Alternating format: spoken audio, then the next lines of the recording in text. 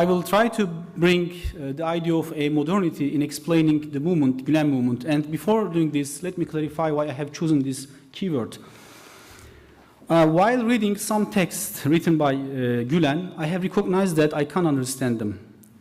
Or in other words, they are simply meaningless from a modernist perspective. So I try to understand why or what is the alternative meaning behind these things. This brought me to a kind of comparative reading between Gulen and the canons of Islamic philosophy, such as Abu Hamid al-Ghazali and other stuff. So I discovered that just like many of the canons of Islamic philosophy, Gulen also is employing a different, let's say, linguistic methodology. This brought me to the idea of a modernity. So I argue that in explaining the Gulen movement in terms of how it employs different structures, because when we talk this movement, we mean that it's operating around the globe, which means that we are living in the era of nation states. We have boundaries, different borders that separates nations from each other, but it is still operating in different countries such as Macedonia, Madagascar, Nigeria.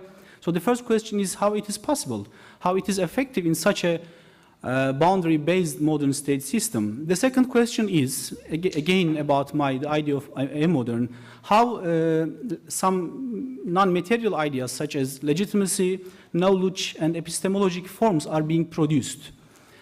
I argue that the study of the Hizmet movement or the Gulen movement from the perspective of a modernity can help us to understand why it is operational in such different environments, how it is coping with the idea of modern.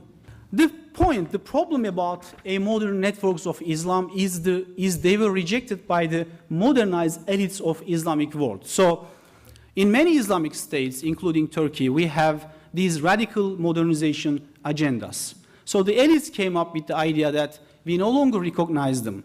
It was a kind of official rejection, which doesn't necessarily mean that their rejection entailed that they were no longer practically effective.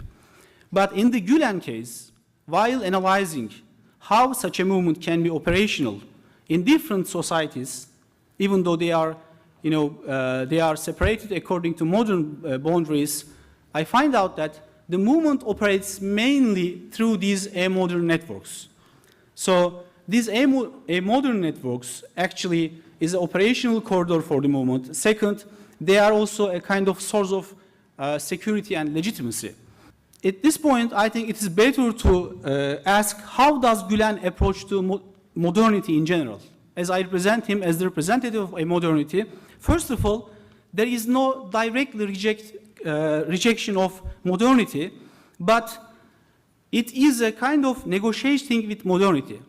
Negotiation refers that it is not only moral-based criticism. I find out several facts to explain how the modern networks are being employed by the movement, but in the interest of time, I am just focusing 4 of them. The first is security.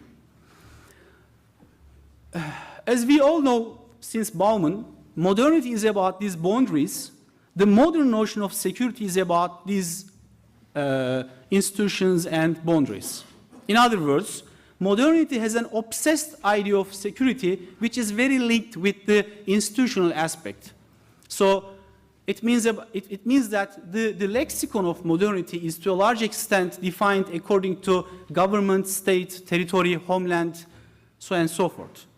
But in this case, the movement, while it acts not according to these prioritized and highly critical boundaries, but through daily life, the movement is never seen as a threat to modernity, which is something very good.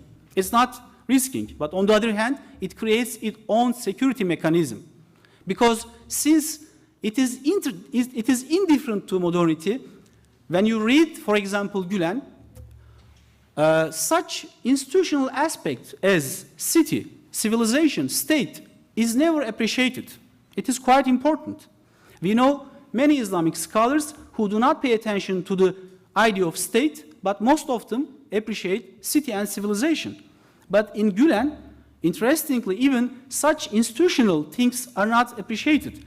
In other words, in Gulen's thought, these institutional aspects of modernity, I'm keeping city and civilization far from this, are seen things without ontological nature. So when the movement operates out of these areas, the mechanism of modernity to see it as a kind of security threat is not working. This is something good. The second point is, modern networks protect the movement from nationalist reaction. For example, from a Turkish perspective, it is very difficult to explain why this movement is very, very successful in Kurdistan regional government. Because the political atmosphere in Turkey, I mean, including some parts of Turkey, is very, very sensitive about this case. But the movement is very, very, very successful in Kurdish regional government area. I may give some other examples as well. The answer is very, very, very, from this perspective, clear. The movement, by again employing these traditional networks, never employs nationalistic discourse. I should refer here to Muhammad Ayoub's findings that many Islamic movements are in fact nationalist movements, because they are either product of anti-nationalist struggle or so on and so forth. But when you make a comparative study, you will find out that in many Islamic movements, there is the idea of creating an Islamic state, or at least mainly because of the legacy of colonial rule, the idealism of having our own state, but which means another aspect of modernization. So in this case, by acting through these traditional and modern operational corridors, the movement is not seen as a representative of a certain nationalistic discourse. That is why there are serious problems between Turks and Kurds, the movement is highly successful in Kurdistan. And the third point is, I should also talk about how a modern network sustains legitimacy to the movement. Because if a network sustains a legitimacy, its members has it in the same way. And again, these networks do not represent the representative of the movement. Let me say it, functionary or the agent of the Gulen movement. Imagine yourself as the agent of the Gulen movement in Madagascar. You are going to face a community, you don't know, no idea about their culture, so there's a problem of being stranger. Why these people are not seen as stranger? Because, as we know since, again, Bauman, modernity, while creating its boundaries, creates the idea of strangers as the dominant category to understand other.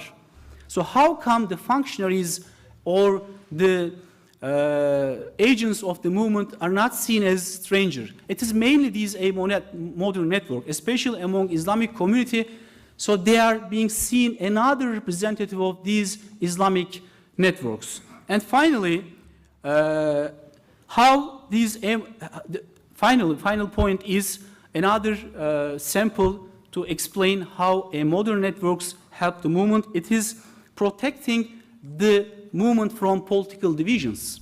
Every society is politically divided, not only non-Western societies, even very Western societies such as Belgium, even USA. So there's a problem of protecting yourself from this politically divided society, from these controversial perspectives. So since the agent of the movement operates through daily life, it is the classroom or the market, not again referring to the institutional aspect of modernity, so political divisions also are not a clear-cut challenge to the agent of the movement. Of course, we are living in modern era, but the idea of the assumption of modernity covering all aspects of social life should be criticized. And I think the sample of Gulen is a great opportunity to analyze this, how it takes place practically.